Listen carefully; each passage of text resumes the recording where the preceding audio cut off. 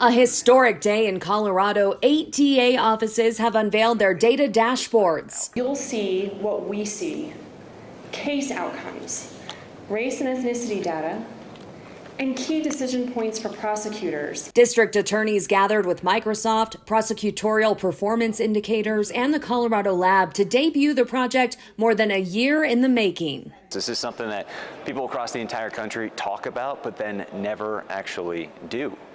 We've committed to actually bringing this project forward. The bipartisan effort is all about transparency and building public trust by finding and solving any big problems we may face in the Centennial State. It all ties into our commitment to public safety.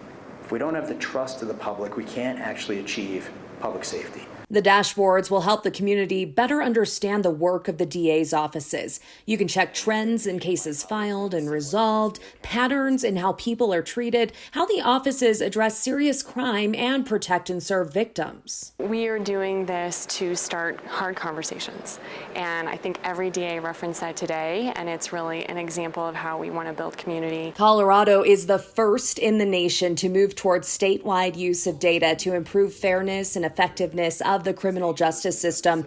The project is supported by data stored and shared by CDAC, the Colorado District Attorney's Council. What we have done is taken what our case management can do, which was never designed for data, and tried to take as many of the prosecutorial performance indicators that we can use and look at right now. It's been funded by a grant from the Microsoft Justice Reform Initiative.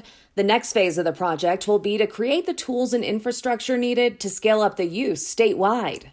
Sure that not only the individual offices but CDAC itself is funded enough to be able to carry this through and support sustainability.